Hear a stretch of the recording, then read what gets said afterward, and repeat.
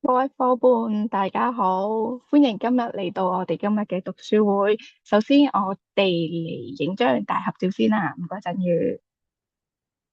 好，請大家開鏡頭。係啦，可以開鏡頭，我哋嚟影張大合照先。嚟啊，一、二、三，嗯好，OK 啦。好，唔該晒陣如。好，多謝大家今日抽時間出席啦。咁見到大家嚟到，咁都真係好開心。健康係我哋每一個人都要關心嘅事，因為身體好，生活先至好，同埋屋企人先至會放心。咁今日我哋要講嘅主題就係痛風啦。咁一講到痛風，可能唔少朋友都會聽過，甚至自己或者身邊嘅親友啦都會經歷過啦。痛風最常見嘅就係關節突然之間又紅又脹又熱又痛，尤其係喺大拇指啊、腳眼啊、膝頭嘅位置，痛起上嚟真係唔講得笑㗎，係咪？有啲人會痛到瞓唔到，行都行唔到，連掂一掂都可能覺得好辛苦㗎。其實痛風唔單唔係淨係關節痛咁簡單，其實背後同我哋身體入邊嘅尿酸都有好大嘅關係。當尿酸太高啦，身體又排唔切，就可能會形成結晶啦，積聚喺我哋關節入邊，咁樣就會引發炎症啦。咁於是咧就會出現痛風。而家生活節奏咁快啦，食物方面大家可能而家嘅人食嘢都會比較多高油、高糖同埋高布林嘅食物，再加上休息唔夠啦，飲水少，壓力又大，咁樣就會令到痛風呢個問題越嚟越普遍。所以咧，今日呢個主題真係好值得我哋大家一齊了解多啲㗎。咁到底點樣可以預防？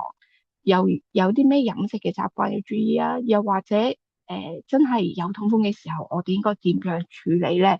咁我相信大家都會好關心呢個問題。所以接住落嚟啦，我哋就非常榮幸請到我哋今日嘅主講嘉賓啦，嚟為我哋作出更詳細、更專業嘅分享。今日我哋嘅嘉賓啊，我哋嘅講師係池振宇先生。誒、佢會幫助我哋更加了解痛風啦。而家事不宜遲，而家就等我哋用熱烈嘅掌聲歡迎池振宇先生幫我哋分享。好好多謝我哋嘅主持人，非常之專業。大家見佢啊，做咗幾次主持人，已經越嚟越專業啦，係咪先？大家俾啲掌聲，俾啲鮮花愛心佢，因為佢會越嚟越做得越嚟越好嘅。咁其實呢，大家知唔知啊？本身我今晚呢係諗住喺機場度同大家講呢一堂課嘅，因為本身按照原定計劃嘅話呢，我應該今晚12點幾嘅機呢係去杜拜嘅。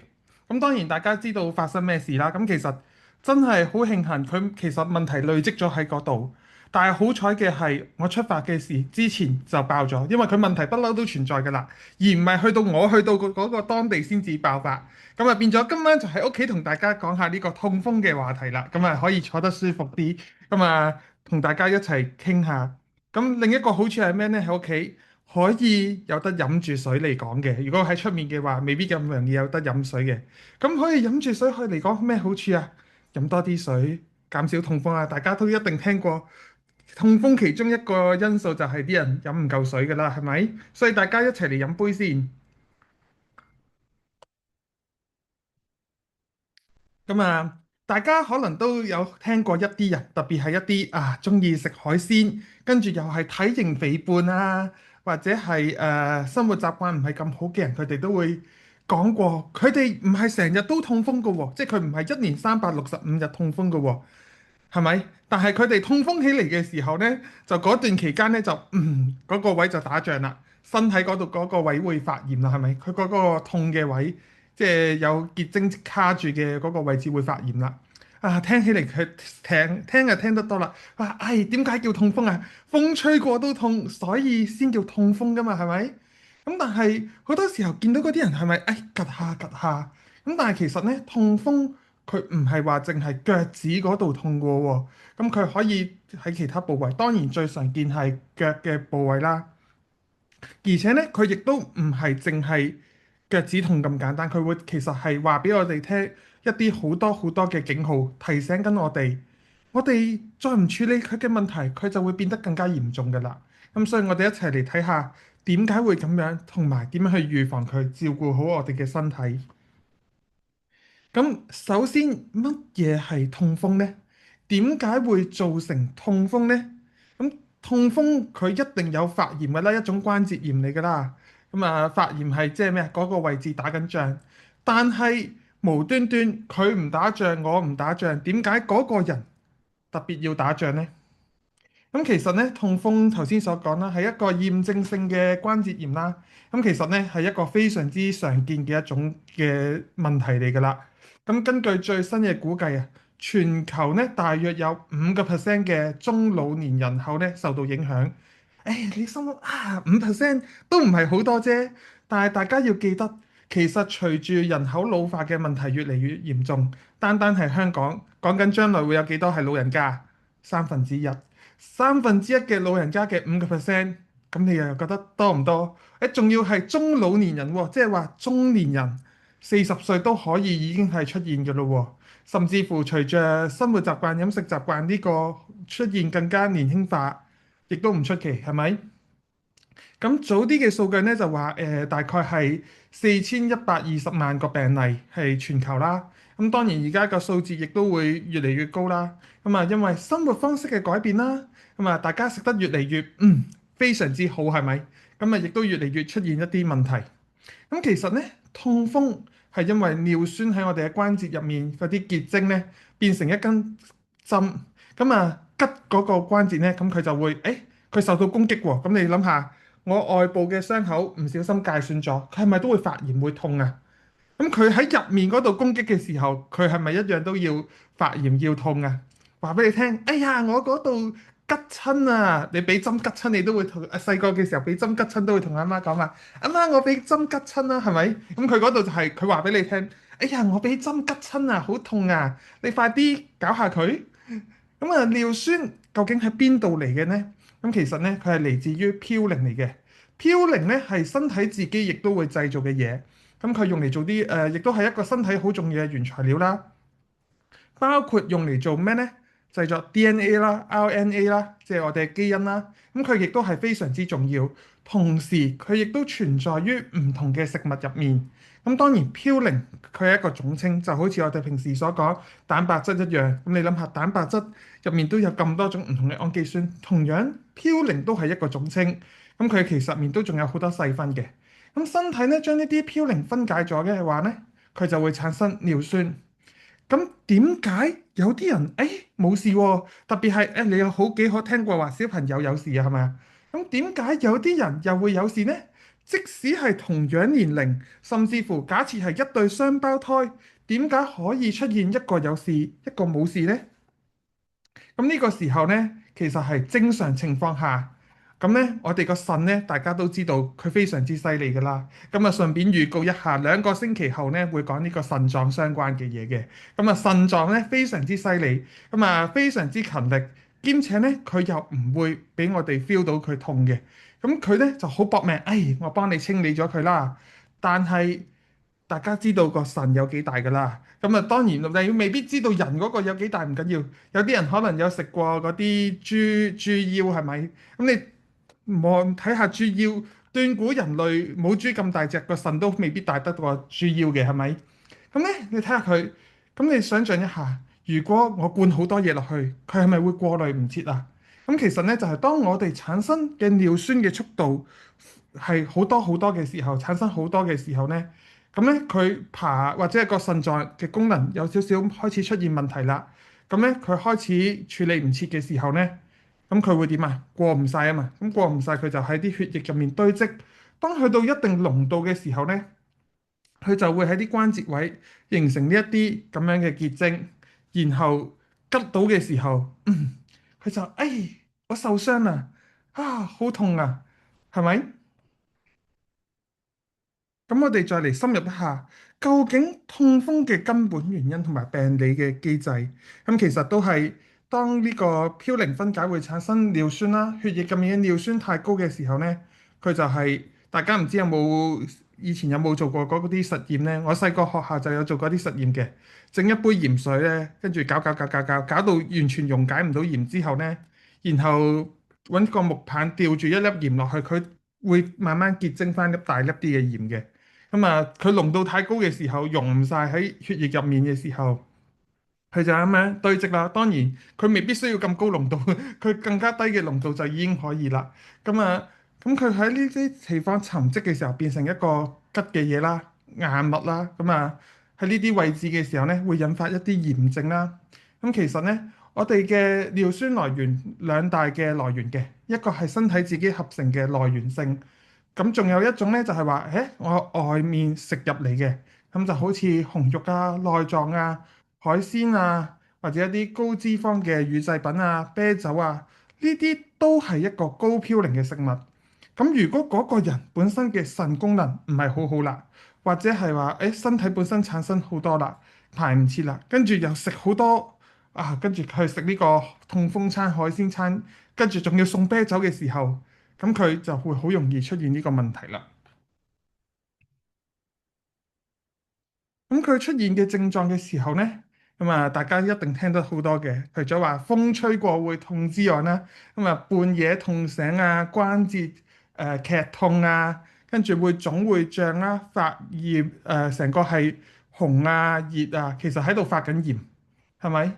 咁啊跟住呢，仲有通常嚟講呢，佢會由呢個腳趾開始嘅，但係呢，亦都有機會影響其他嘅關節，包括手指啊。腳腕啊、膝頭啊，咁啊發作之後呢，佢要幾日之後先至開始緩解嘅，所以你會發覺嗰啲人呢，可能食完一餐或者係飲咗個老火湯之後呢，咁佢有粒嗰個開始結咗晶之後呢，佢會痛一段時間，跟住隔多排佢又好似冇事啦，咁就可以又再去食個海鮮餐係咪？咁但係咧，如果一直唔處理嘅話咧，長期落嚟咧，佢會形成痛風石，即係話由尿酸鹽嘅結晶堆積成一粒比較大嘅腫塊，咁啊可能生喺關節啊、腳趾啊，咁啊其實佢會佢會睇起嚟好似一粒凸起嚟嘅嘢咁樣嘅，咁啊會形成痛風石嘅。咁但係，好多人其實咧會同其他一啲同樣係關節嘅問題去搞亂嘅。咁其實咧，佢哋雖然都係關節發炎，但係咧背後嘅原因有啲唔同嘅。咁好似呢個類風濕性關節炎啦，咁佢係自體免疫疾病，就係身體失調咗去攻擊佢嘅。咁身體任何部位都可能受到，即係任何嘅骨頭嘅部位都有機會，關節部位都有機會受到攻擊嘅。咁而且咧會有多個關節會受到影響嘅，痛風就往往通常咧一次影響一個關節多啲，咁而且咧類風濕性關節炎就通常朝早會勁啲啦，咁啊亦都會比較持續性，咁但係佢嗰啲咧就唔會形成痛風石嘅。咁有啲咧就係退化性嘅關節炎，因為後生嘅時候喐得多之餘咧，佢冇足夠嘅蛋白質，冇足夠嘅肌肉去幫佢支撐嘅時候，佢磨損而引起嘅。咁咧往往就會比較係影響一啲負責承重嘅關節，咁可能膝頭哥啊，或者係臀部啊，咁呢啲咧佢哋通常咧夜晚會比較嚴重啲嘅。咁亦都同樣係冇痛風石嘅形成，咁但係咧佢哋都三種咧都會可能造成一個腫脹或者係變形嘅。咁大家可能見過有時候喺度條街度見到有啲人嗰個關節真係變形得好犀利。咁佢哋有啲咧係因為類風濕關節炎攻擊到慢慢變咗形。咁當然亦都有啲可能係年紀大啊、退化啊。咁啊當然痛風呢個唔係話冇，但係相對嚟講咧。通常都係痛風石形成先嘅，咁但係，咩人容易啲得到痛風啊？邊啲人係比較危險㗎？咁其實呢，性別同埋年齡呢都會影響嘅。隨住年齡嘅增長啦，咁會變得更加常見。咁啊，在座各位應該係女士比較多，係咪？咁你哋可以安心少少，因為呢，男性罹患痛風嘅風險呢，係女性嘅3倍，因為佢哋天生嘅尿酸水平比較高啲。咁啊，你哋嚟講呢，雖然風險低啲，但係都要好好照顧好腎臟，重點係在於。咁啊，跟住啦，超重啦、肥胖嘅人咧，亦都會往往產生更加多嘅尿酸嘅。咁然後咧，腎功能有狀況嘅人啦，咁啊腎臟如果冇辦法有效排除呢啲尿酸嘅話咧，咁佢一定係堆積嘅。咁所以咧，呢一個係不論男女都一樣嘅啦。咁其他嘅病症啦，咁好似心臟衰竭啊、糖尿病啊、高血壓、甲狀腺呢啲咧，都會增加風險嘅。咁而一個人嘅日常生活啦、日常嘅飲食啦、生活方式咧，都係非常之影響嘅。咁如果話我食嘅飲食入面好多呢啲動物性嘅蛋白質，或者係飲得比較多酒嘅話咧，咁就會形成一個更加高嘅痛風風險啦。咁大家記得上一堂有講過，酒係一個有毒嘅嘢啦，咁所以咧，佢除咗會傷害身體之餘，仲要增加痛風風險，咁就考慮一下要唔要飲啦。咁當然，如果話我中其中一樣，可能未必即刻有事，但係如果一個人中好多樣喎，又男性跟住又肥胖，跟住腎功能仲要出事，跟住仲有糖尿病，然後再嚟個海鮮餐送啤酒，咁睇怕佢都好大機會，分分鐘一年365日都痛添。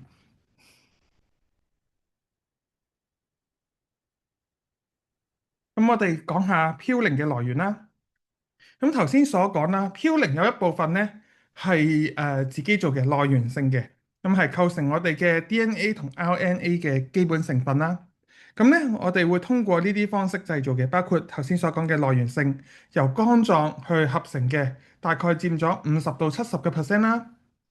然後咧，我哋嘅身體有新陳代謝噶嘛，咁新陳代謝完之後，佢分解完之後咧，回收翻嚟嘅大約佔咗20到30%。跟住食落去，10到20%。咁但係如果話我食好多嘅一啲高嘌呤嘅食物，呢個比例係會增加嘅。所以其實呢，有時候一個人佢可能已經係去到99%就嚟要形成啦，嗰個尿酸已經濃到就嚟開始形成啦，跟住就走去食個飲杯啤酒，食個海鮮餐，然後嗰個餐就真係成為最後一根壓倒嘅稻草，咁啊令到佢開始結晶。咁所以呢，如果可以的話呢，我哋就盡量避免，即係嗰個人本身有呢啲症狀嘅時候呢，就要避免呢啲高嘌呤嘅食物啦。咁好似咩呢？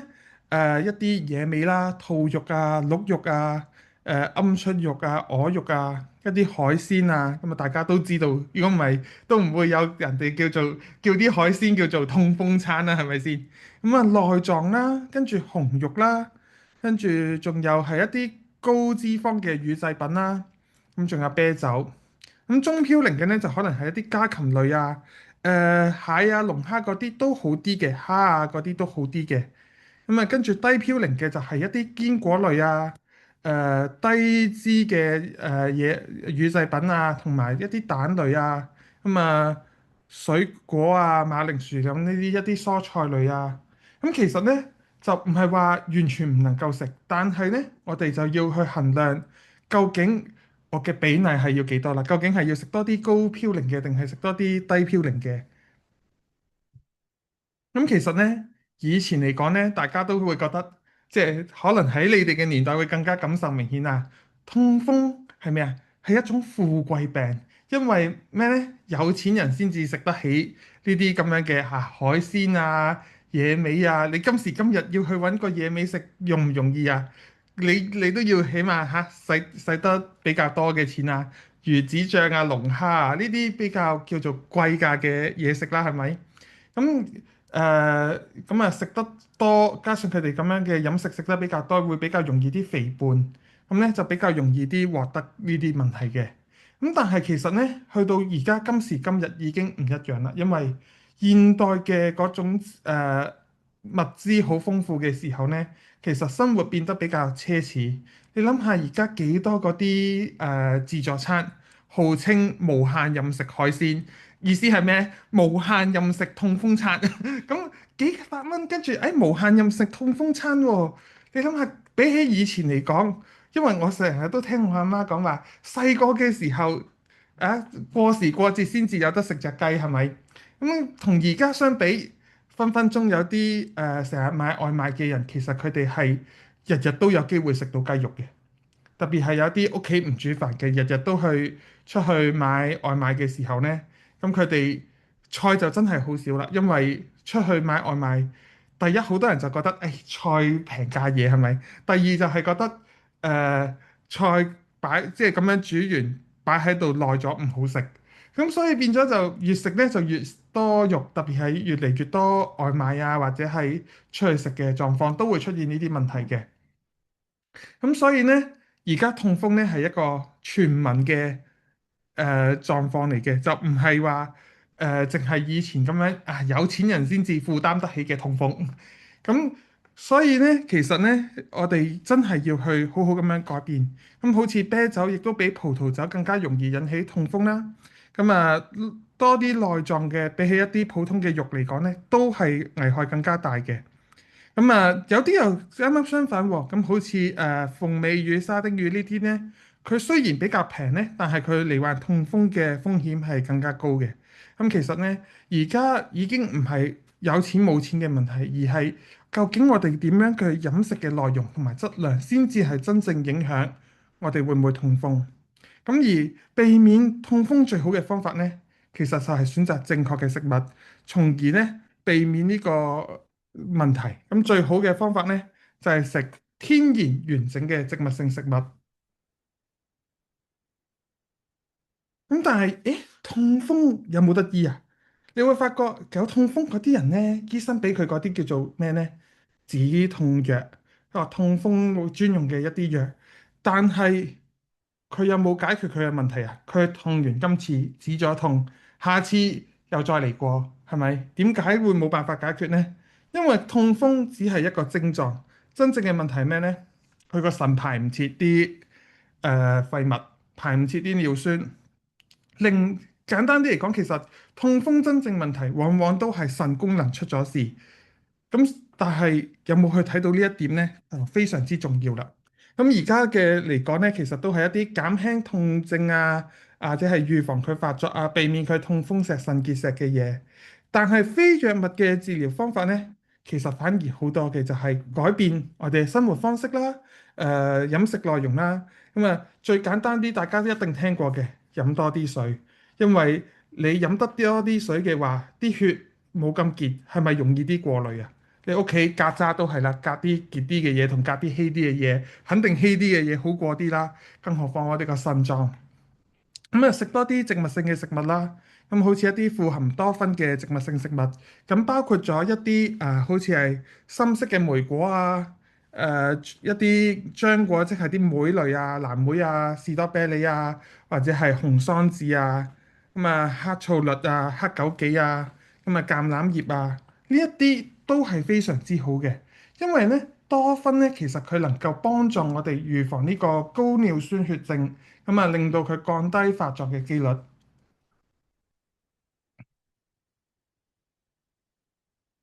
咁研究發現咧，攝取大量嘅多酚咧，可以透過預防呢個高尿酸血症啦，降低罹患痛風嘅風險喎。咁就好似花青素啦，佢都係發揮住好強大嘅抗氧化同埋抗炎嘅作用，能夠幫助我哋咧減少痛風嘅機會嘅。咁啊，好嚟自黑枸杞嘅花青素萃取物咧，亦都被證實咗可以減緩呢個動物模型入面咧痛風性關節炎嘅炎症同埋足部嘅腫脹嘅。咁亦都可以選擇，除咗飲水之外，飲多啲茶啦，因為綠茶可以透過抑制草酸鈣結石嘅形成咧，嚟幫助預防腎結石啦。咁其實預防腎結石其實就係對一個腎臟嘅保護，亦都係同樣地透過咁樣去間接減少痛風嘅風險啦。咁而且咧，佢嘅表末食子兒茶素咧，呢一個可以減慢呢個慢性腎臟疾病係有益嘅。而橄欖葉同埋佢嘅分類化合物咧，亦都係可以透過抑制同痛風相關嘅黃嘌呤氧化酶咧，嚟幫助預防痛風嘅。咁佢嘅橄欖苦苷咧，亦都有助於抑制一個急性腎損傷之後嘅氧化壓力同埋炎症反應。對我哋嘅腎臟起到一個保護嘅作用。咁頭先所講呢嗰啲呢，全部都係有科研報告，大家睇到下面有一段嘅，即係嗰個報告嘅來源啦。咁其實呢，呢一啲嘅營養價值非常之好，但係點解好多時候我哋食落去嘅營養又好似冇咁，即係如果我去街市買，點解好似啊我同樣都係買啲紫色嘅嘢，點解個營養價值好似冇咁大嘅功效呢？其實係因為多酚類嘅營養成分，佢哋係非常之受到光線同埋溫度嘅影響，即係話佢俾太陽曬到，俾紫外線曬到，或者係高溫都會令佢哋流失嘅。咁大家睇過黑枸杞嗰個製作工藝嘅選擇，就大家都知道，風乾同日曬點解佢哋唔揀？因為營養價值會流失，所以點解要選擇冷凍乾燥？因為低溫避免光線嘅接觸。一個就去熱風嘅高溫啦，一個就去長期曬太陽啦。其實營養價值都一路流失緊嘅。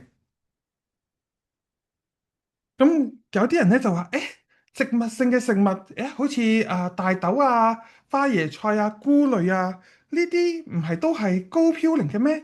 嚇，佢哋唔會食到有問題咩？咁其實咧，研究證實咧，動物來源嘅嘌呤咧，先會明顯咁樣增加痛風嘅風險嘅。植物性嘅來源咧，反而冇事，甚至乎有保護嘅作用嘅。咁新加坡嘅一項研究咧，就話俾我哋聽，佢追蹤咗5萬幾個華人啦，咁啊去食呢個豆類嘅製品，咁咧就發現，食得豆類製品嘅越多嘅人咧，佢哋嘅痛風風險係越低嘅。咁日本同埋台灣嘅研究都係一樣。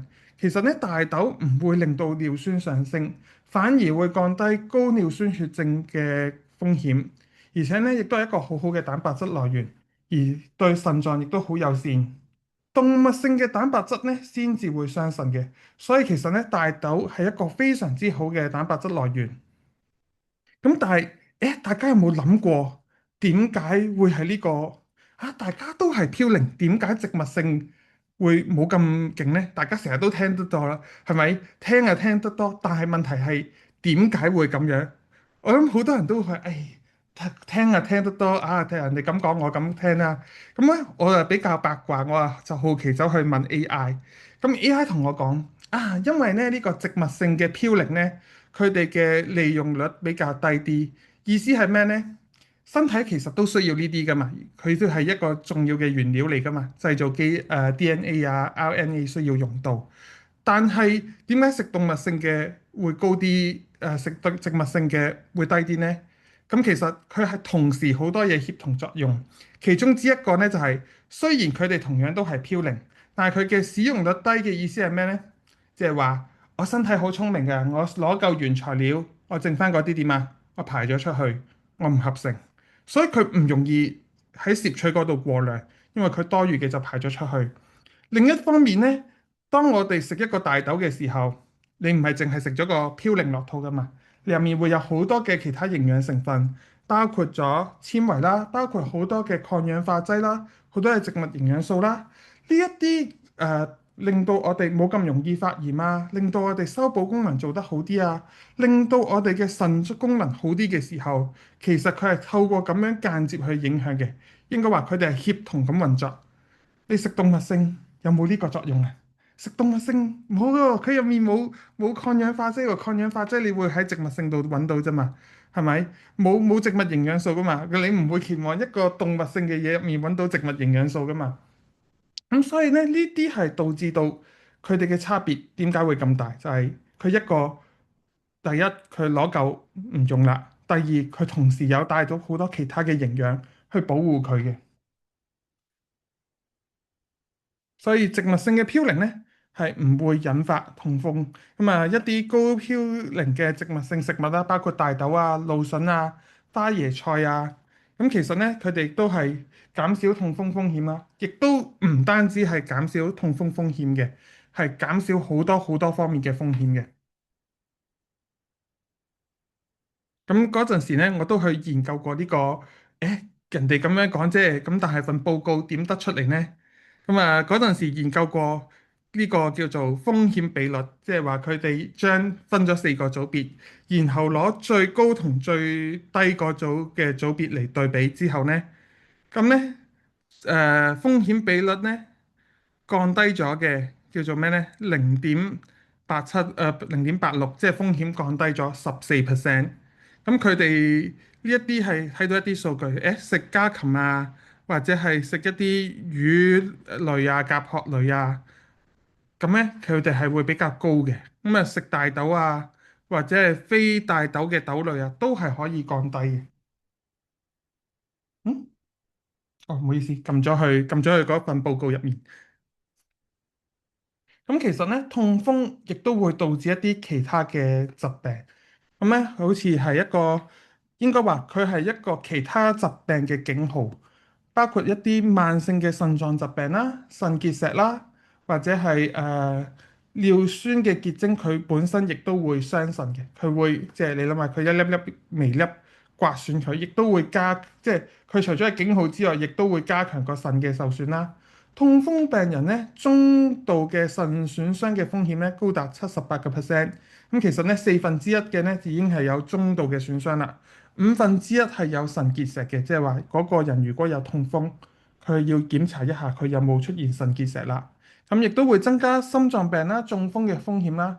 65歲以上嘅痛風病人咧，心臟病發作嘅風險增加2倍。而且咧係同呢個心臟衰竭啊，或者係心房震動有關嘅。咁同時會增加糖尿病啦。咁啊，男性風險增加22%，女性增加71%啦。亦都會增加抑鬱症。咁你諗下，晚晚都痛嘅時候，佢開心到咩？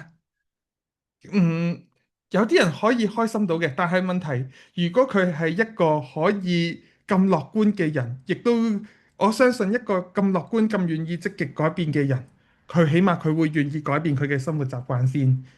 咁佢就亦都唔容易得到痛風先啦。咁但係問題係一個唔改變，即係會得痛風嘅人，往往冇咁容易係樂觀嘅人。通常因為情緒亦都本身會影響我哋嘅身體，所以亦都係話佢得痛風同佢嘅呢個情緒亦都有關係。特別係好多時候有啲人係唔開心，暴飲暴食，跟住肥咗，傷害咗個腎臟，然後又增加呢個嘅風險。咁同時咧，呢個睡眠呼吸暫停，即係睡眠窒息症嘅風險咧，增加2倍嘅，而且會惡性循環地咧加重其他病情。即係話一個人佢嘅一個疾病，當佢冇去處理呢個警號嘅時候，佢係會不停咁樣累加循環落去其他嗰個疾病度嘅。其實唔單止痛風係咁，大家發現糖尿病會增加其他疾病嘅風險。增加慢性疾病嘅風險，其實包括各種疾病都會有呢一方面嘅問題嘅。咁點先至可以幫助預防痛風呢？咁其實呢，佢冇治療嘅方法㗎嘛，最好嘅方法就只能夠預防。但係點預防呢？咁頭先所講嘅，第一，保護腎臟咁啊，高尿酸水平會導致痛風同埋損害腎臟啦。咁佢大家記得飲多啲水同埋茶，可以對我哋嘅腎臟有所助益。因為咧，即使係最輕微嘅脫水，即係話當我哋 feel 到口乾嘅時候咧，佢已經損害緊腎臟。但係因為腎臟好搏命，我哋唔知道。咁仲有啲人咧就去中意做呢啲個桑拿或者係熱瑜伽啦。咁咧做呢個咧本身唔係問題，但係問題係而家嘅好多人嘅觀念咧，包括我知道一啲人嘅觀念咧，就係覺得誒我做呢啲水分流失咗，個體重磅落去係咪輕咗啊？所以佢哋嘅目的咧，從來唔係為咗享受嗰個桑拿或者瑜伽嘅舒服，而係為咗減少身體嘅水分。目的係咩啊？可以輕啲。咁啊，但係佢冇諗過，其實做呢啲呢，佢唔會增加佢脂肪嘅燃燒嘅，反而凍啲嘅地方，身體都要維持溫度嘅話呢，佢個脂肪燃燒會高啲啲，能量消耗多啲啊。因為凍啲嘅地方，你開暖氣，佢食麵都食得多啲啦，係咪？反而熱嘅地方係唔會嘅，佢只會令到我哋脫水，而脫水之後。佢仲要係諗住我本身就嚟諗住脫水㗎啦，你覺得佢會唔會飲翻多幾杯水啊？好多時候都唔會。如果你話我一邊享受跟住一邊搏命飲水嘅，有冇問題啊？冇問題。但係問題係好多人都係做完之後飲少少水，放落去，輕咗幾多？輕咗誒500 gram 半公斤，咁即係咩啊？流咗汗去咗佢嘅啫，係咪？咁所以變咗佢就係變相佢嘅身體缺少水分，會令到佢嘅腎臟嘅風險會增加，增加腎結石嘅風險。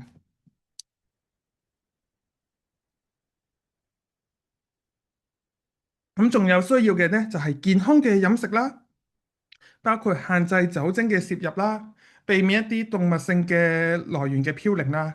咁所以呢，我發覺有信念完全係素食嘅人呢，我都覺得好敬佩，因為佢哋係有啲人係為咗健康擺低口腹之欲，有啲人係為咗佢哋嘅信仰擺低口腹之欲。咁但係問題係佢哋有能力做到，係好值得我哋好好努力去學習嘅。咁好似一啲紅肉啊、內臟嘅肉類啊、海鮮啊，佢哋都會導致佢惡化，並且咧令佢發作更加多。咁所以多啲食產品係一個好好嘅選擇。不過食產品記得飲足夠嘅水。咁對於痛風患者嚟講呢，控制體重水平亦都非常之重要嘅，因為呢頭先所講，比較肥胖嘅話呢，佢嘅尿酸水平會比較高，所以大家可能見到一啲痛風患者佢哋都係比較肥啲啦。咁所以減肥亦都有幫助。咁同時呢，佢會降低心臟病啦、糖尿病其他嘅風險。咁其實亦都係間接降低咗腎臟疾病嘅風險。然後呢個呢，好多時候啲人都未必有咁樣嘅意識嘅，就係避免人造甜味劑啦。包括好多開始進入呢個叫做啱啱血糖窄界嘅人呢，佢哋就會諗住，我為咗避免食咁多嘅糖呢，咁去食嗰啲飲可樂嘅時候呢，就飲咩呢？飲一啲谷燒喎，係咪？咁呢。好彩我同我細佬佢平時冇上堂啦，咁我同佢食飯嘅時候呢，嗰晚係食團年飯，咁都問你都好醒喎，居然係飲正常嘅可樂。咁佢話我問佢你係咪知道呢個人造甜味劑唔好？佢答我居然係知道。我雖然唔知道會點解佢會知道，但係我印象中嘅好多人佢哋係唔知道人造甜味劑會造成好多嘅風險，包括係導致肥胖啦。會令到代謝失調啦。其實呢，一樣嘢係同我哋嘅身體構造好自然嘅一個關係，就係當我哋食咗一啲嘢，特別係佢個味道係會帶嚟甜嘅感覺嘅嘢嘅時候呢，身體嘅第一個反應，有糖分入嚟，佢要做啲咩啊？係咪要分泌胰島素出嚟啊？分泌胰島素出嚟之後，但係你知呢啲人造甜味劑有甜味冇熱量啊嘛，佢出到嚟之後，佢揾唔揾到嗰個糖啊？佢揾唔到，佢只會你去咗邊啊啲糖？咁咧長此咁樣落嚟咧，其實咧就會影響咗呢一部分嘅功能啦。咁亦都會改變腸道嘅菌群啊，令到甲狀腺疾病相關嘅嘢啦，都會有關嘅。增加咗呢啲風險，所以咧其實可以避免嘅話咧，咁梗係無論係可樂定係呢個無糖可樂都避免啦。但係真係避免唔到嘅話，我會建議你寧願飲正常嘅可樂，好過飲無糖嘅。第一，健康啲；第二，其實佢嘅味道比較好味啲，包括一啲無嗰啲代糖嘅蛋糕都係唔好味嘅。咁我嗰陣時整餅都整過，知道其實味道唔好之餘，佢仲要更加唔健康。如果無可避免嘅時候，寧願起碼食係真係糖嗰啲。咁但係如果你話，我想健康啲，又有得食糖嘅甜嘅嘢，驚升糖指數高點啊？飲條簽魚或者係食一堆菜，再去食嗰啲嘢都有幫助嘅。咁所以呢，就要多啲食纖維啦。咁其實纖維呢，有助於促進我哋嘅健康嘅腸道微生物群啦，減少呢啲炎症啦，降低尿毒素啊、血肌酐嘅水平啦，同埋減緩呢個腎絲球過濾嘅數值嘅下降，即係話保護我哋嘅腎臟。咁所以咧，食多啲纖維咧，係可以絕對幫助到我哋呢一方面，而且咧血糖亦都升得穩定啲，唔會話驚高血糖。因為其實無論我哋係一個糖尿病嘅病人又好，定係一個正常健康嘅人都好，多啲纖維都係非常之重要嘅。然後就係運動嘅鍛鍊啦。其實咧喺呢個美國嘅生活方式嘅雜誌上面研究發現咧，中等強度嘅運動咧可以降低因為尿酸水平而產生嘅即係嗰個尿酸水平，令到咧呢個有預防嘅作用嘅。咁其他嘅研究都表明啦，中等強度嘅鍛鍊咧可以減低炎症。咁其實咧炎症嘅傷害係非常之大，包括糖尿病都同炎症有關。佢所以咧，我哋有做運動嘅話，其實係降低好多嘅炎症。特別喺而家呢一個嘅世代嚟講咧，大家除咗嗰啲真係可以有本事食素嘅人咧，大家往往食得動物性嘅嘢多之後咧，其實身體係比較傾向於發炎嘅。即係話比較容易啲發炎啊，比起以前嚟講，係一個高炎症、低免疫力嘅時代，所以可以的話，每日都去做運動。咁啊，最好啊，梗係食完嘢之後，餐後順便去做運動。咁啊，血糖亦都會更加地去平穩。咁啊，建議呢，每個星期呢至少150分鐘嘅中等強度運動，包括係快走啊、游水啊、踩單車啊。咁如果你話我嘅膝頭哥唔係好穩妥，咁你可以好似游水啊，甚至乎真係唔得，無論係行路定係呢個深呼吸都非常有幫助，而且亦都可以幫助我哋建立多啲肌肉。咁呢個呢，就係我今晚關於痛風嘅內容嘅分享啦。咁啊，非常之多謝大家咁耐心嘅聆聽咗我講咁耐。咁啊，係交翻俾我哋嘅主持人。好多謝邵振宇先生同我哋嘅分享啦。咁其實痛風咧，我講翻我少少經驗啦，分享下啦。咁其實我以前咧，我爸爸之前啦都會有試過有痛風嘅，跟住咧佢咧痛起上嚟咧真係好辛苦，佢痛到係落唔到床嘅，所以所以其實痛風即係對於人，即係對於我哋嚟講影響都幾大。跟住同埋其實我係今晚聽振宇講啦，原來痛風係關個腎事，今日真係學咗唔少嘅嘢。咁有冇其他伙伴有其他關於痛風嘅嘢可以同我哋分享下咧？我分享下，哦，好，唔該，Winnie。咁我學玄學噶嘛，咁我學玄學嗰度有個同學，男性嚟嘅，佢應該係63歲到啦，咁佢都係做老闆嘅，做嗰啲建築材料啊，咁佢咧因為成日都出街食啦，咁我見佢好幾次咧喺上堂嘅時候咧好急啦，都喺個 canteen 嗰度咧食嘢，佢中意食咧嗰啲嘢咧我都嚇親，梅窩肉。次次都梅窩肉，間中一次冇梅窩肉啊賣晒，佢就食乾炒牛河。咁試過一次咧，佢咧就請假喎，翻唔到嚟喎。咁啊，原來知道咧佢痛風發作好嚴重，痛風發作。咁佢又翻到嚟之後咧，我都曾經同佢傾過偈，問過佢嚟，你唔驚㗎？哎，好難忍啊，忍口中意食就食㗎啦，冇辦法啦。即係佢原來佢忍唔到口啊。佢所以咧有呢個痛風咯，佢食嘢方面咧完全都唔檢點，咁所以佢間中又會發作噶啦，咁呢個就係佢可能佢又冇智慧啦，咁發作痛咁佢又食藥，咁啊頂住，跟住佢又即係休息下，跟住又再嚟過，咁呢個不斷嘅惡性循環咯，係咯，就係咁樣我嘅分享咯，即係一個人可能係唔學得我哋，可能我哋自己咧。怕死啲啦！有啲乜嘢即刻要處理啦，即刻要解決啦。啲咩幫到自己改善自己身體啦？佢哋嗰啲冇呢個意識嘅喎，呢個就係即係可能男人同女人嘅分別唔同咯。咁都同佢講過少少關於健康嘅嘢。咁佢聽完就明呢啲嘢啊嘛，都聽過啦，冇乜特別啫。即係佢咁迴避咯。咁呢個我嘅分享係。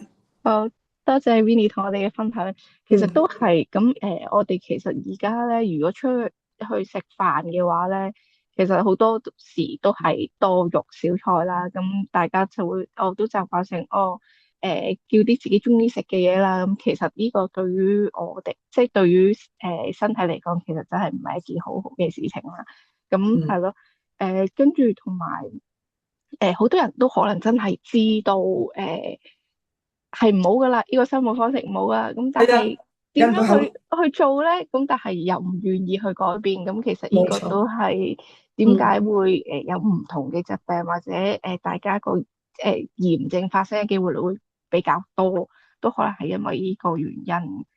係係知道，但係就未有實行到點樣去改善咁樣咯。所係啊，以我哋嘅分享啦，同埋我哋講解營養免疫學啦，呢樣嘢其實都對於身邊嘅人啦，或者對於係咯一路發展落去，其實都係好重要嘅一件事情咯。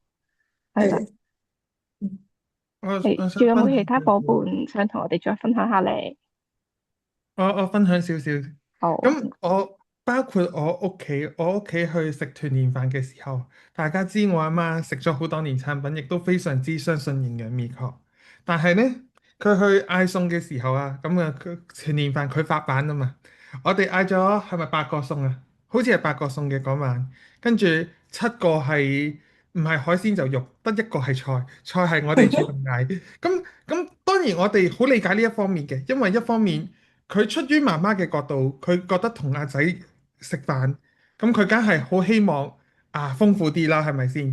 咁我哋呢一方面理解嘅，但係另一方面就係、真係其實係真係首先係受到好多出街食飯真係無可避免，你個 menu 去咩餐廳都好，究竟係有幾多個係菜嘅？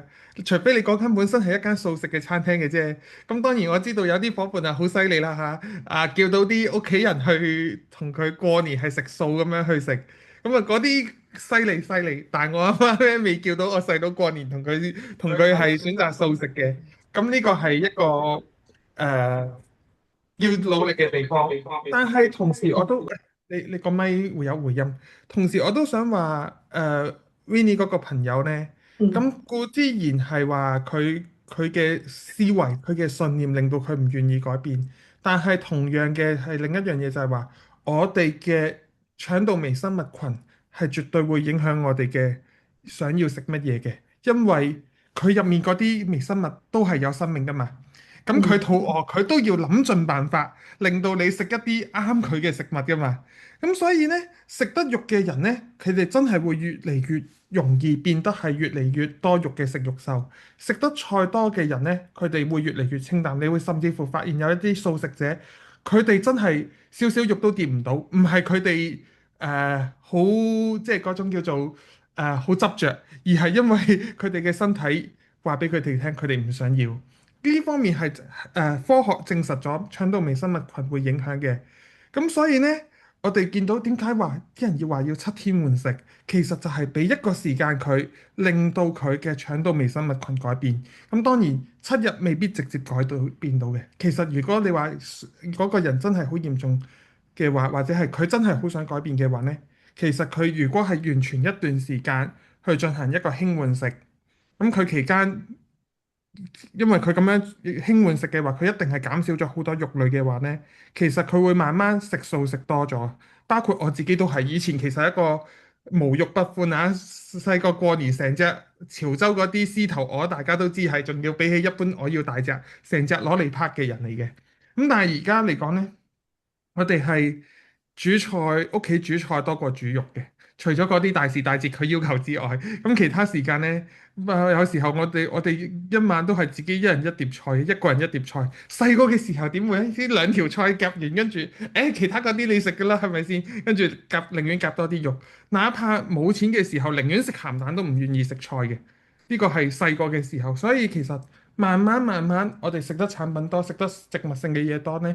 佢會令到我哋嘅飲食習慣就自然改變咗嘅。咁所以呢個係喺推薦換食嘅時候，亦都係大家可以同要推薦換食嘅伙伴分享下，令到佢知道，原來咁樣係可以改變到，其實不知不覺會改變咗我哋飲食習慣。係啦，俾翻主持。好，唔該，振宇。我原來你啱啱所講嘅會改變我哋個腸道嘅微生物群，我都係啱啱知道，原來係換食係可以有呢一個咁嘅好處，係啦。咁係啦，咁跟住之後咧，睇下先，我哋會唔會可以請到高老師同我哋做個總結咧？仲有冇其他人要分享啊？咁快叫我出嚟啦！或者我都講下啦。咁咧，我有一個朋友咧，個老公，我朋友就好認同產品嘅。咁咧，佢咧就，但係佢老公咧就唔係好認同嘅。咁即係佢老公有一個習慣就係唔中意飲水嘅，因為佢唔中意做下嘢，又要走去搵廁所啊。所以咧，佢本身係有痛風嘅。咁因為我朋友係食產品啦，咁自然咧就會叫老公食啦。咁佢老公咧就覺得產品貴，就唔係好捨得食多嘅，佢只係食一條簽魚嘅啫。咁但係問題就係話，佢雖然食一條簽魚，但係佢個痛風係好耐都冇發作過。咁咧，一段時間之後，可能已經習慣啦，佢又唔想食啦，又擺低咗咯吓。咁最近咧就痛風發作，就非常之痛苦啊！好辛苦啊！直情咧，哇，乜嘢都戒晒啊！你知啦，唔係話一下子你戒就可以好翻噶嘛，係咪先？都要一段時間咯。所以佢而家又叫佢食翻，即係叫佢食翻一條簽魚啦。咁又俾佢慢慢嚟到咧，又改善翻啊，同埋亦都叫佢咧真係盡量飲翻多啲水啊！即係飲水咧，你係稀釋你嗰啲嘌呤噶嘛？你係咪先？但係咧，佢又飲水又飲得少，纖維又食得唔夠嘅時候咧，哇！聽到佢講咧，佢老公咧就即係好驚戒到咧好清淡啊，因為真係太痛啊，係咯。所以即係我哋嘅飲食習慣同埋我哋嘅生活習慣咧，係絕對影響到我哋嘅健康啦，係嘛？咁樣啊，都想分享下就係咁。好，唔該晒影嘅分享。係咯，其實真係嘅，我哋個飲食習慣啦，同埋我哋嗰個健康嘅四把鎖匙做好嘅話，咁其實我哋身體就自然會好咯。係啊，所以呢個都好重要，係咯，係啦，咁好，高老師，你會唔會同我哋做個總結咧？ OK， 好啊，唔該晒。係多謝主持人 Ivy 吓。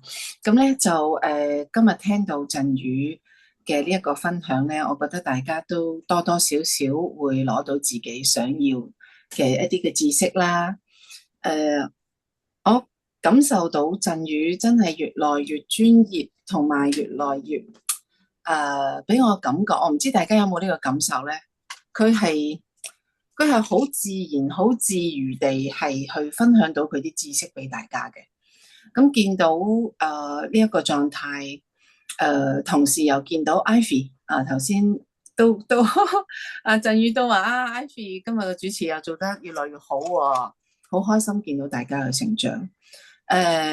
同其時咧，我想回應少少就係關於頭先阿 Winnie 分享嘅佢朋友即係同學啦嗰部分，咁我就會諗到3個字嘅舒適圈。因為咧我哋慣咗做一啲自己覺得舒服嘅嘢，食一啲自己中意食嘅嘢，其實係一種舒適圈裏邊。咁問佢痛唔痛啊？痛㗎。不過要走出舒適圈，去食一啲自己唔慣嘅東西咧，佢會覺得痛苦啊。咁呢個痛苦同嗰個痛嘅痛苦，咁邊一個嚟得更痛咧？就其實佢知道痛係唔想嘅，不過就係振宇我頭先同大家分享嘅，係咪佢可以決定得到咧？佢大腦決定唔到，係佢嘅腸道微生物去決定嘅。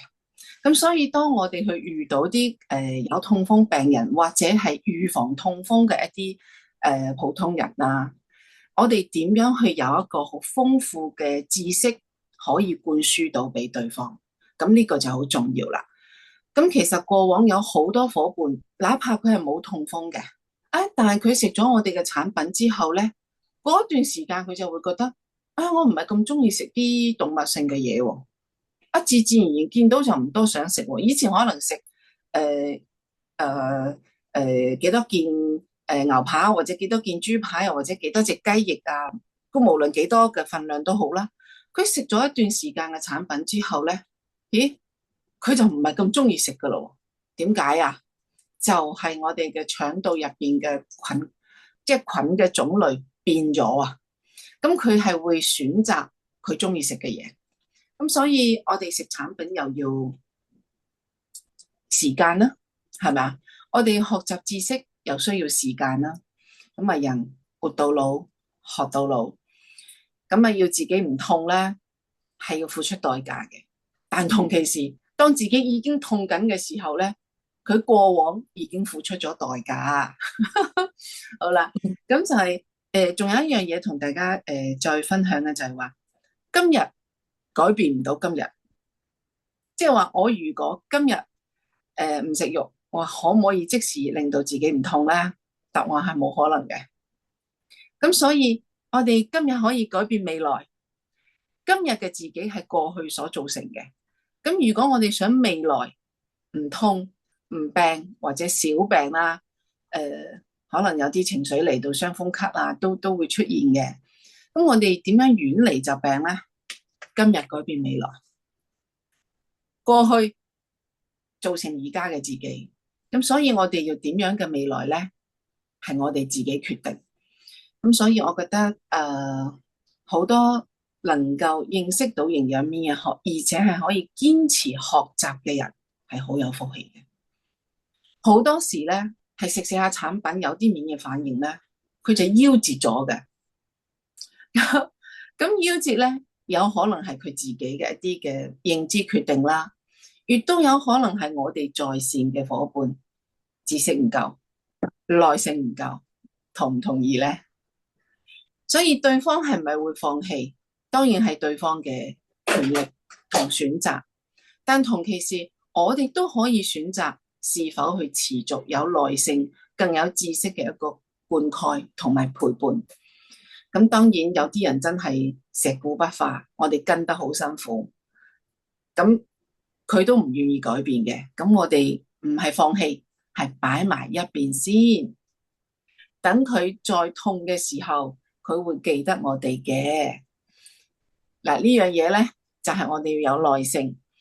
只要我哋一日都走喺營養免疫學分享嘅道路上邊咧，我哋講話總有一日等到佢，因為佢總有一日會生病。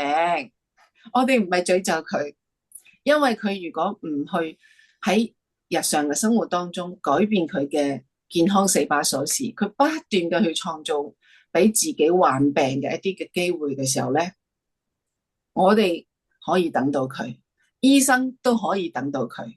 但係醫生如果等到佢咧，佢可能要切呢個割嗰個，又要做好多嘅治療，食好多嘅藥物。咁我哋係咪可以防範於未然咧？呢個就係真係關乎到我哋願唔願意去學習，同埋走出舒適圈。因為改變係痛苦噶。嗱，首先一樣嘢，改變係痛苦噶。喺舒適圈裏邊，唔使話改變嘅嗰種痛，但係佢都一樣痛，因為佢喺痛裏邊已經覺得好舒適啊。呢句說話可能聽起上嚟覺得唔係喎，點會係？佢喺痛嘅過程當中，我都會覺得舒適。喺個舒適圈裏邊咧，因為佢習以為常啦，即係等於係。唔好意思，我見到有伙伴想發問。哦， Annie 係咪有問題？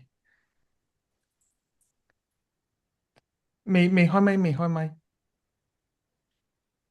係因為未開咪？係啊，而家聽到啦，聽唔聽到我講嘢？聽到。係啊，係啦，我都今日咧，我即係見到個同事啊，係我下線啦，佢食緊產品啦。咁佢話咧，因為佢飲好多嘅，佢話所有有病徵嘅地方咧，啲細胞咧都出現問題啦。咁問題佢條腰咧以前搭傷過，好嚴重嘅。佢話唯一條腰唔知點解咧，冇反應。咁我叫佢飲大豆，佢堅持唔飲大豆，即係絲豆啊、專健啊。我問佢點解即係咁抗拒大豆，佢話去睇 AI，佢個血液裏邊咧唔可以有大豆嘅成分。都唔係醫生講嘅。後嚟我開頭以為醫生講叫佢唔好食大豆，有關大豆嘅嘢會引致佢唔知咩問題。咁我都唔知點答佢呢個問題。我話醫生同你講定係點解你即係一度你唔去接受所有嘅產品，就係唔肯飲絲豆同埋呢個專健，佢有豆類嘅成分，佢話個血液唔可以有呢啲嘢喺佢個體內。哦，OK。嗱，咁我想問下，你有冇去跟進嘅過程當中問下佢係點樣問 AI 嘅咧？我都唔知佢啊，佢咪上網 search 咯。我話佢上電話度查咯。係，佢 search 嘅問題係問乜嘢問題？佢講完我唔記得啦，喺翻文字度咯，應該係啲對話。係，佢就係堅持佢大豆會引發佢即係會敏感啊，可能又致癌啊嗰啲啦。其實阿博士嗰啲嘢我全部都發俾佢聽噶啦，發俾佢睇嘅，佢都知噶。哼，佢就係堅持唔肯飲。嗯，佢食好多噶而家，佢一日嗱，佢由一開始咧2盒熱奏曲，2盒暖梅，好似飲咗唔知7日定10日，屙到佢七彩咁。寢菇加暖梅，唔係寢菇加巧綠。咁之後啦，寢菇巧綠食完啦，佢就心歡同埋巧綠啦，寢菇啦早上啦，咁就協奏曲啦。中午咧就飲暖梅加呢個黑枸杞桂花啦。夜晚咧就心歡藤蜜同埋呢個千魚。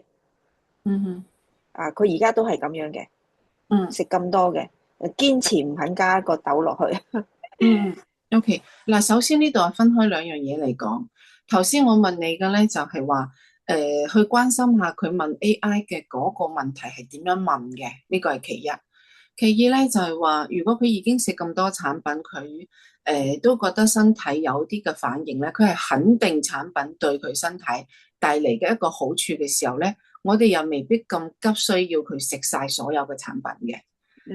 會令到對方有一種壓迫感，咁呢個我哋都要去拿捏嘅。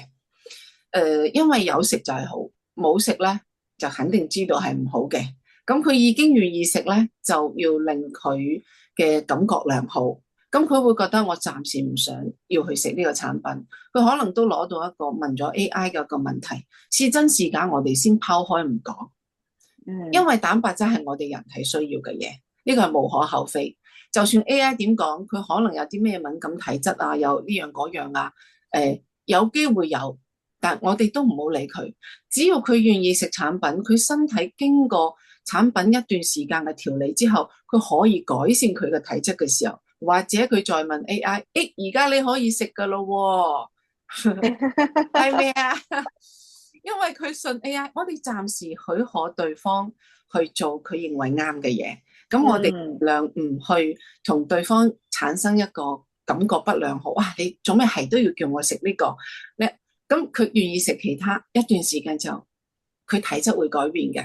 嗱，佢咪上星期同個同事旅行咯，嗰個又係好健康，即係啲健康人士嚟嘅。佢就聽佢講得好好，咁佢今日都嚟問我。咁咧另外即係佢叫 Karen 啦，佢都問我，佢食好多維他命丸嘅。佢食肉減肥嘅，即係佢係嗰啲叫咩話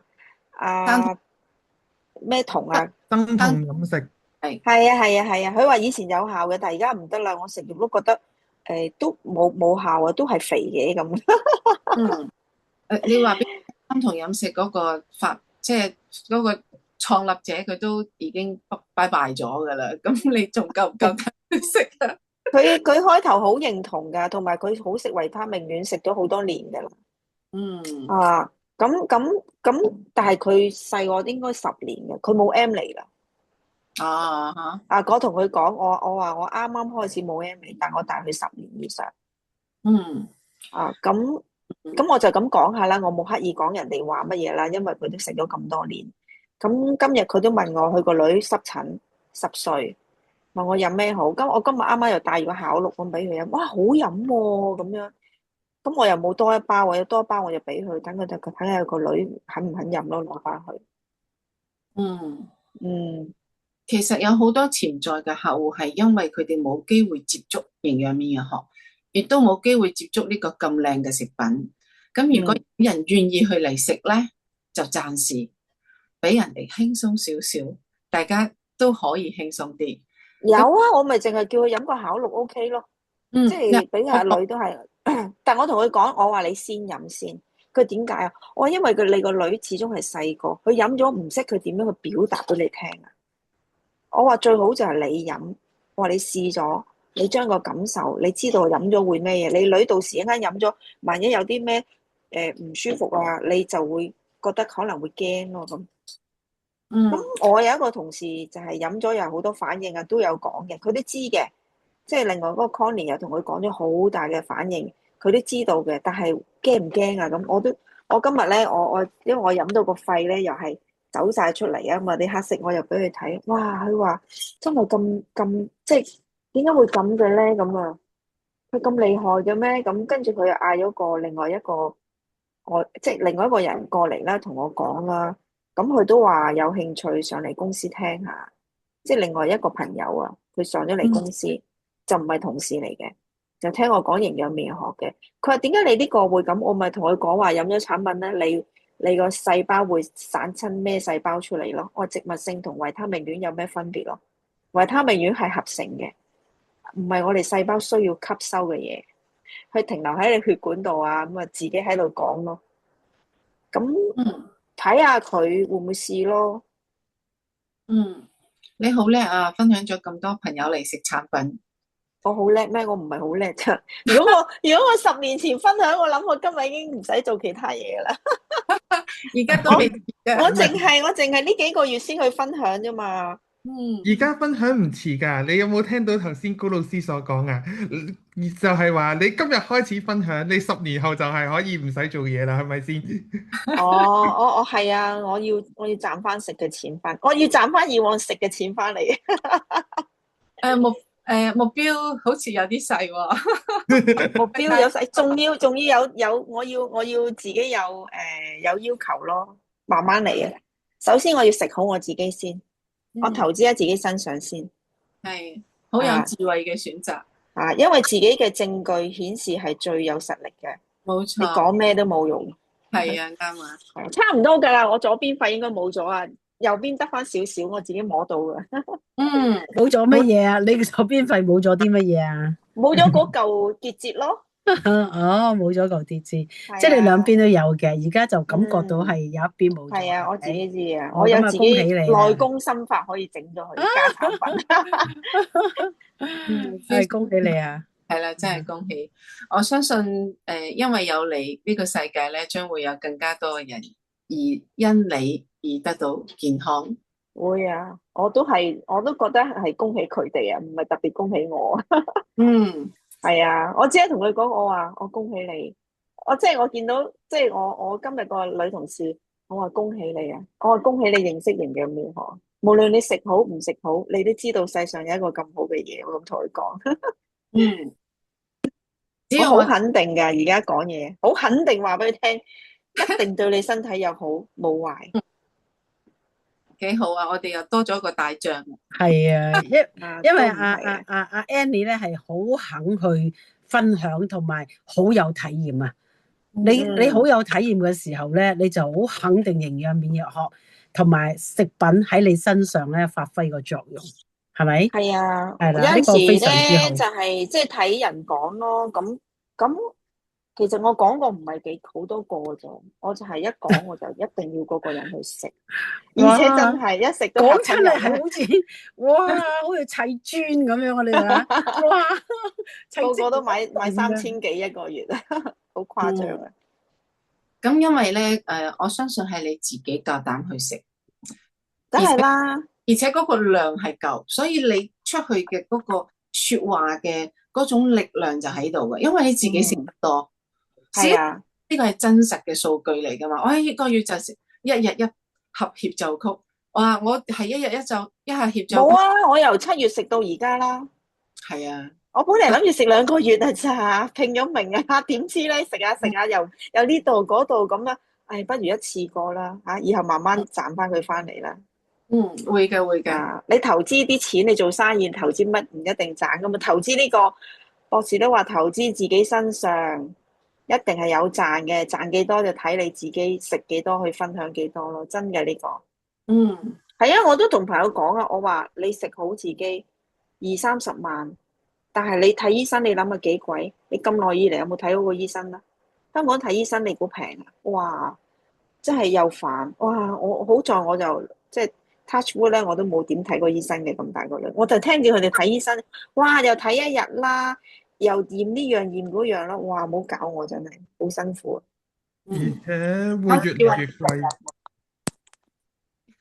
飲協奏曲幾好啊，又飲到我越飲越精神。開頭肥咗嘅，但近排又可能嗰個免疫系統問題啦，脹咯，之前飲到我。而家就繼續啦。如果好翻，如果一路咁分享，我咪一路咁飲咯。我同人講，我飲咗3年協奏曲啊，有邊個有我咁有勇氣啊？我日日飲一瓶啊！所以呢個佢話貴啊，咁我飲都係咁樣啊。你話貴唔貴啊？即係自己飲係真係好唔同嘅。當然你都要真係有個經濟能力咯。有個經濟能力呢個係需要嘅。有好多人有經濟能力但唔捨得嘅，有經濟能力都仲要願意去食，有經濟能力就唔願意食，咁有冇都等於冇咯。佢寧願將錢就代平安，但係佢就唔願意去俾自己滋養。咁所以就呢個係關乎到我哋嘅價值觀嘅。係我個第一個下線即係同事啦，同事第一個下線咧，佢就好肯食嘅，佢都會一路咁食嘅。我今日同佢講，佢老公咧就問佢，即係你幾時俾我食？而家俾佢老公食，佢話你食咩？佢話你食咩我就食咩，即係個老婆食咩，你食咩我就成日問佢咧，做咩你成日唔俾我食嘅咁啊？即係因為佢之前咧。佢諗住一俾佢老公就飲協奏曲啊嘛，我唔嚟俾佢飲啦。哎呀，呢排奶奶有事，佢成日行嚟行去，驚佢唔舒服，驚佢肚屙啊。咁可能而家佢因為今日多人喺度，我就冇問啦。佢而家佢老公就食咯。咁我食咩？佢話我老公成日問我，我食咩佢就食咩，即係跟個老婆食咯。係啊，佢會長期食嘅，佢好捨得投資自己嗰啲人嚟嘅。係啊，賺咁多錢做咩啫？哎呀，都係。想自己健康啲啫嘛，因為佢都見到好多人，即係我哋即係有公司咧，嗰陣時見到好多人啲理賠啊，有病啊，咁何必咁慘咧？唉，何必要自己咁辛苦咧？係咪？預防性即係勝於治療啊嘛。我就一直都好愛健康嘅，我都好奇咁行上呢間公司度嘅，我冇病冇痛嘅，係啊，你有福啦。可能我呢個小病帶俾我無限嘅商機啊！將來，一定會啊！我已經呢個千里馬行喺路上噶啦，係咩？唔知喎，我就係覺得而家我係免費食咯，呢幾個月都恭喜你，好免費食啊！個個月都已經免費食噶啦，哇，好嘢！係啊，免費食啊，免費食協奏曲同埋戀梅嘅都係，我同我老公都免費食啊！我諗羨慕少人噶啦。我前日我個朋友咪又係買好多嘅，星期5嗰日啊，佢話我又買咁多，我跟住我 show 俾佢睇，我話我全家食嘅，我話你多定我多啊？人哋一話買幾多，我就整張相俾佢睇，嗰啲真係我食噶，我同埋我哥啦，我爸阿媽啦，咁係咯，係嗰排食得多咯，我哥有時咁，而家佢都唔使啦，佢就係。佢自己就買千羽同埋心歡藤蜜咯，因為佢發覺呢3隻佢可以長期咁飲，佢覺得好正，唔使我叫，自動波啊，自動波買嚟飲啊。其實好得意嘅，當我哋自己願意去食多啲咧，我哋吸引翻嚟嘅人咧就願意食多啲噶啦。係啊，一定係咁噶，做如果咩都係噶。自己都撳住個荷包，哎呀少少少少，咁你吸引翻嚟嘅就係少少少少啦，因為有樣睇有樣學樣噶嘛。係啦，你食呢啲，特別食呢啲，一定要食。你知道佢幾好，你食咗身體所有嘅人嚟一食好，唔食好。你未食之前，我已經話俾你聽，你會點樣？就算你唔會點樣，你將會點樣？叫佢唔使驚咯。而家人嚟食，我就話，你食先，唔好屋企人食先，就係你一個人食先。因為我知道佢，只要佢食咗，佢啲屋企人一定會跟住你噶，慢慢嚟，唔好心急。哇！一陣人食，一陣全部有問題，都唔知點搞啊！你跟唔切係咪啊？我跟得切嘅，我即係都有經驗咯。又成日聽你哋講啊，我成日聽博士講好多嘢噶嘛，咁啊自己又去研究咧。我諗你今晚嘅呢個分享係會鼓舞到其他伙伴嘅。其他伙伴，你哋咁有經驗，唔使鼓舞啦。都有新伙伴噶嘛。哦，就算舊伙伴又見到新嘅伙伴，哇！即係會覺得呢樣嘢我太遲啦，我覺得我係即係我係咯，我真係一切都係啱啱好。哎呀，點解我以前食咁耐唔講出嚟咧？真係，哎呀，我真係覺得好可惜。你以前冇咁大量喎，你真係大量就係個效果明顯好多，係咪？大量啊，係咯，都可以咁你以前係咪冇而家咁講啦。大量？唔係，我係食下覺得唔對路，我覺得咁我食一世好貴啊嘛，我要搵翻啲錢翻嚟，要分享，攞翻啲下線啊嘛。以前就冇諗過成日計住每個月或者600、1000蚊。咦，我咁樣食唔對路喎，我食到80歲我咪，哇，要幾百萬。原來可以搵得翻嘅，而家係咪醒覺咗？而家係原來分享咗之後，你係幫咗好多人，人哋慳好多錢啊！你明唔明啊？即係我其他免費食一回事，我睇人哋咁慘，真係又嘥我，因為我知道睇醫生好貴，好貴噶啲藥啊，唔係講笑啊！嗰啲叫做咩啊？打嗰啲血癌啲藥一針啊，唔知幾錢啊！哇！我有啲同事做個嗰個膽石啊，又20幾萬。哇！哎呀，佢仲話咧，我買咗咁耐嗰個醫療，一次過賺翻嚟啦，其實都冇蝕底。哎，真係暈啊！聽到，但係你開咗一刀啊，傻嘅啫。咁啊，即係覺得買咗咁多年咧，都冇蝕到，住咗即係3日2夜養和20幾萬，覺得都係物有所值嘅買醫療。開會嘅時候，所以咧一講到醫療咧，我永遠都唔出聲嘅，即係有口難言啊，唔知點講嘅啫。如果我講話食呢啲唔好買醫療啦，咁啊，哇，公司刮我2巴就係倒米喺度。咁都係唔同方向嘅嘢嘅，一個預防，一個係嗰啲係有時候真係外在嘅創傷，咁有得保護，咁當然好啦。但係預防永遠比治療更加有用。但係我條 team 咧就有2個同事食噶啦，係啊，慢慢等佢哋散播出去咧。恭喜你，恭喜你！一個咧就飲咗2個月，佢1月2號嗰日咧，佢話佢隻眼咧本嚟有100幾度嘅，唔知點解咧就得翻60幾度。另外一隻眼咧，但係就深咗驗眼。咁啊，佢都飲得多㗎。佢第一次飲咧就連續飲咗3盒暖梅，1盒巧露，飲咗3盒暖梅，跟住就加心歡藤蜜啦。跟住呢個咧係第2個月，心歡藤蜜巧露黑枸杞咁咯。黑枸杞玫瑰咯。因為近視嗰部分咧，有啲人係叫做疲勞性嘅近視，係一個因為特別而家成日望芒啊咁樣咧，隻眼唔係佢近視咗好耐㗎啦，佢讀書已經近視㗎啦。疲勞性嘅假性近視係會出現嘅，即係話當你用眼用得多，但係眼睛唔得放鬆嘅時候。但係佢讀書嗰時近視㗎咯喎，佢而家40幾歲，不嬲係100幾度喎。佢會表現得比實際再深啲。我嘅意思係話，所以佢會回復到嘅，好正常。咁另一隻未回復到嘅話，我只能夠話營養未夠多。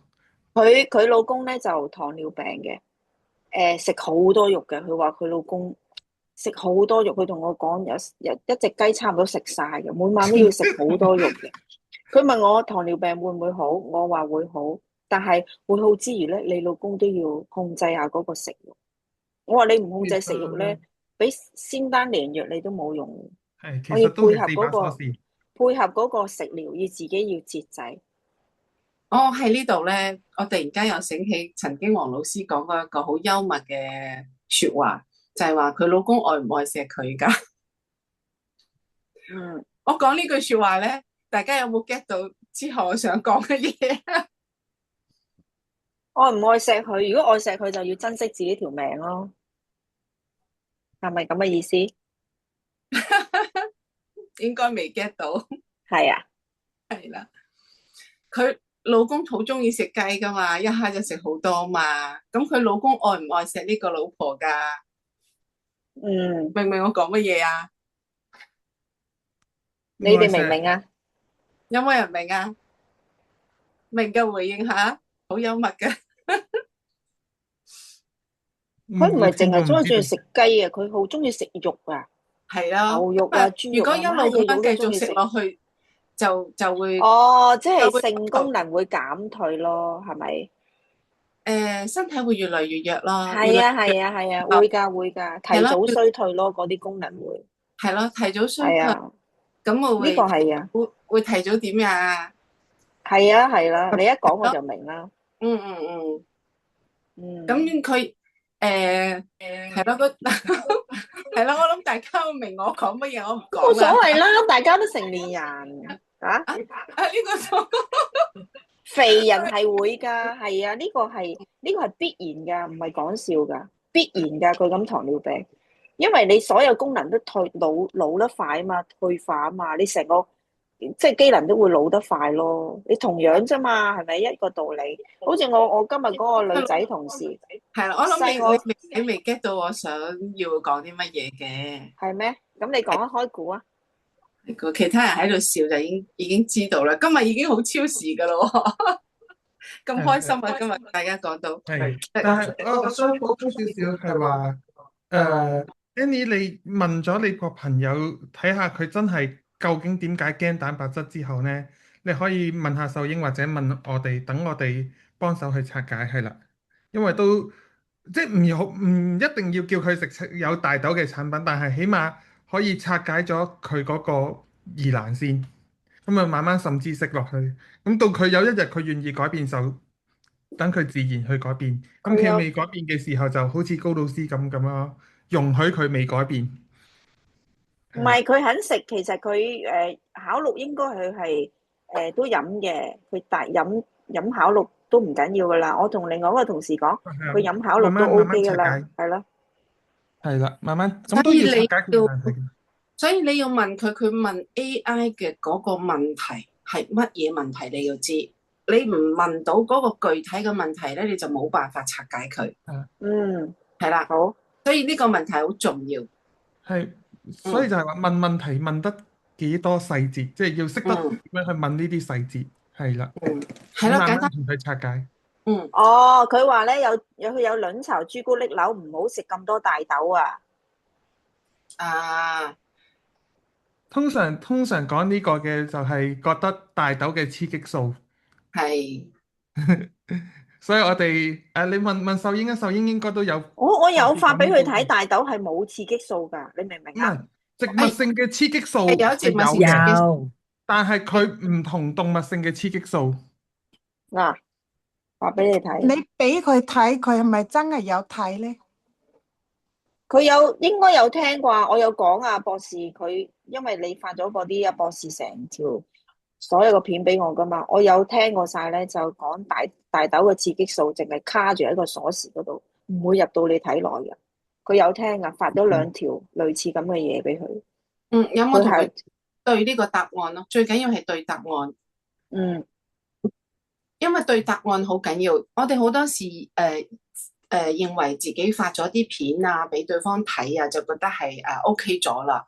咁其實係唔夠嘅，因為一次聽可以水過鴨背過咗去，因為人往往去在乎自己在乎嘅嘢啊嘛。咁所以咧 AI 俾出嚟嘅啲答案咧，唔係話佢唔啱，而係佢唔夠好全面。同埋醫生俾出嚟嘅嗰啲答案咧，佢哋咧都唔係讀營養學嘅，讀營養學嘅又唔係讀免疫學嘅，所以營養免疫學係營養學又知，免疫學又知，營養同免疫系統之間嘅一個神奇、好奇妙嘅一個關係，我哋要講到俾個客人聽。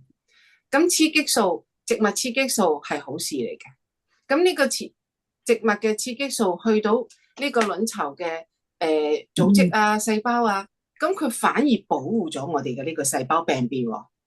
哇，幾好啊！你要咁同佢咁有信心，你話知唔知幾好啊？係保護咗佢病變喎。啊，你調翻轉頭，因為佢 AI 唔識呢個營養免疫學，所以咧佢會俾你呢個答案。AI 係啱嘅，你咁同佢講。有時因為候佢係唔知嘛，佢唔知，所以佢咁樣答你，佢唔全面啦。